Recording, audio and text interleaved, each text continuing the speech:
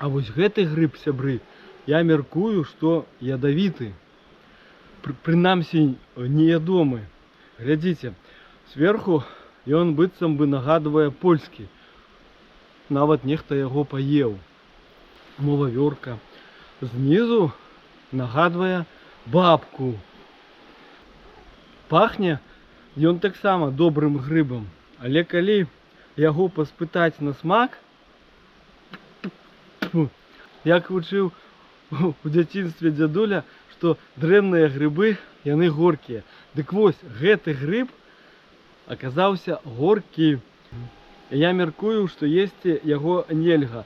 А яшчэ з нейкіх такіх апазнавальных прыкмет это тое, што мякаць, калі на яе націснуць, праз нейкі час становіцца крыху ружовая.